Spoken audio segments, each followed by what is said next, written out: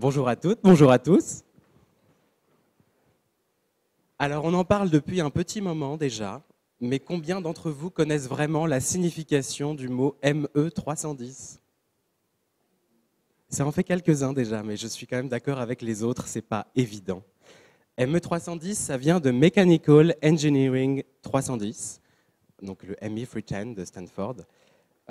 En fait, ça veut tout simplement dire que c'est le 310e cours du département d'ingénierie mécanique, et il y en a d'autres. La D-School de Stanford, elle a été créée par David Kelly de l'illustre agence de design IDEO, et c'est un peu le père fondateur du design thinking comme on le conçoit ici. La D-School de Stanford, c'est aussi le départ de notre histoire à nous, celle qui se continuera en 2010 à la D-School Paris, mais pas seulement. Nous travaillons aujourd'hui avec un réseau de plus de 25 établissements dans le monde qui s'appelle le Sugar Network. Mais alors le ME310 à la D-School Paris, comment est-ce que ça marche? Nos étudiants ME310, ils évoluent toute l'année au sein de petites équipes pluridisciplinaires de 3 ou 4 étudiants.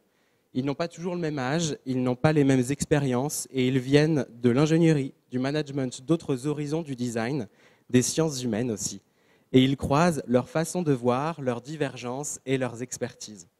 Nos équipes étudiantes, elles travaillent également toute l'année sur un cas concret, grâce à des problématiques réelles qui sont portées par des entreprises partenaires. Ces entreprises et ces problématiques, elles sont diverses, car comme vous le savez, le design thinking s'applique à l'ensemble des problèmes complexes que vous pouvez rencontrer en entreprise. Pour trouver une solution innovante, nos étudiants apprennent et expérimentent les 3 grandes phases du design thinking comme à Stanford. L'inspiration, avec 3 mois de recherche sur le terrain afin de sourcer les problèmes des utilisateurs, mais aussi gagner en compréhension sur le projet. L'itération, avec de nombreuses sessions de créativité, plus de 3 mois de prototypage, de nombreuses solutions, de tests utilisateurs, de sélection et d'itération de leurs prototypes. Et l'implémentation, pour développer un produit ou un service final fonctionnel, testé, répondant au problème initial et prêt à mettre sur le marché ou à pitcher. Mais ils ne sont pas seuls et travaillent de pair avec une équipe étrangère qui fait partie du Sugar Network, et ainsi à leur pluridisciplinarité va s'ajouter un facteur multiculturel riche. C'est ce qui va participer à les préparer au monde professionnel. Ce projet, nos étudiants y vont l'exécuter en quasi-autonomie, au sein de notre studio, un espace inspirant, modulable et qui pousse à la créativité. Les heureux inscrits d'ailleurs de cet après-midi pour les ateliers Design Thinking auront l'honneur d'y travailler. Étant démonstrateur de l'innovation pédagogique au sein de l'École des Ponts, notre pédagogie par la pratique se retrouve dans l'ensemble de nos formations, dont le contenu de ces formations est nourri par nos 12 années d'expérience et de projets ME310. La vocation même du pôle Innovation et Design que la D-School Paris incarne au sein de l'école, c'est de donner vie au Project-Based Learning et au Problem-Based Learning. C'est aussi pour cela qu'avec nos étudiants, je n'aurai pas du tout une posture de professeur. En effet, si on a des temps qui sont plus théoriques, on restreint volontairement ce temps qui est accordé à ce qu'on va appeler le partage vertical de l'information et on va avoir beaucoup plus de pratique. On va aller vers des erreurs par lesquelles apprendre à ne plus se tromper et surtout ce qu'on va appeler du coaching. Bien sûr, pour cela, je ne suis pas seul. Je leur partage mon expérience d'alumni, je pilote le programme, mais je peux toujours compter sur Caroline pour leur illustrer l'histoire des dizaines d'équipes qu'elle a vues passer par la D-School. Je peux aussi compter sur l'ensemble de mes collègues pour intervenir tout au long de l'année et les faire monter en compétence sur d'autres approches d'innovation par le design. Alors nos étudiants, comme je vous le disais, ils ont tous un parcours différent, mais ils ont aussi des attentes qui sont différentes. En une année de Master 2, à la fin de leur parcours, ils ont ici l'occasion d'acquérir des compétences qui sont variées. Et je ne peux pas toutes vous les partager, mais je vais quand même vous en citer certaines qui me semblent singulières et importantes. Comme par exemple confronter leur expertise aux problématiques du réel et de ne pas rester en laboratoire. Avoir l'opportunité de faire avec ses mains, d'être actif dans la résolution d'un défi. Retrouver également du sens par la pratique, de savoir pourquoi ils font et pas seulement comment. Maîtriser le processus d'innovation par la conception, de la recherche terrain jusqu'à l'implémentation. ou encore voir l'impact de leur travail sur leurs utilisateurs.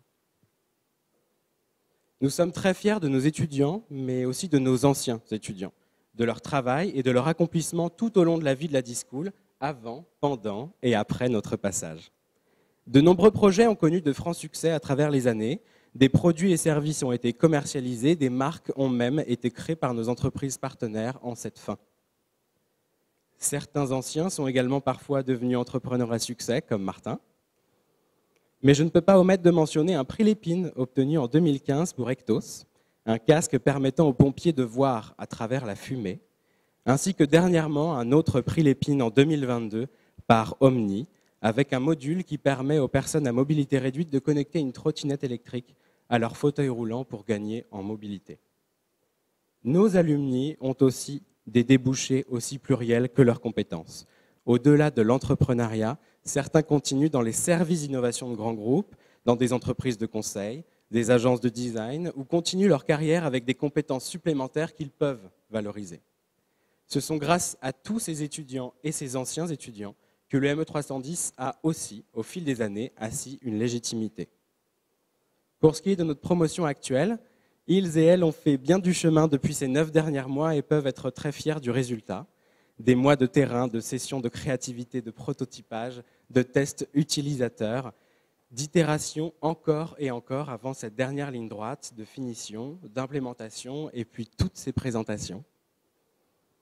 Je profite également de ce moment pour dire aux professionnels, aux parents et aux étudiants présents que nous sommes en train de recruter pour la rentrée prochaine et que vous pouvez donc encore candidater en nous envoyant simplement un CV et une lettre de motivation aux adresses qui s'affichent. Si vous avez des questions, profitez également de cette journée pour venir nous rencontrer ainsi que nos étudiants. J'ajouterai enfin que c'est un vrai plaisir que de vous voir ici aujourd'hui, nombreuses et nombreux.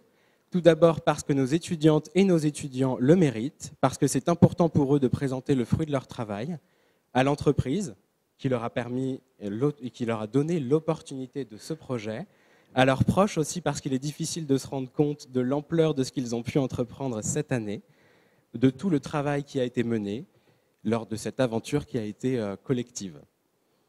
Et enfin, à vous toutes et tous, pour vous partager et vous inspirer peut-être, je vais maintenant laisser la place à notre première équipe.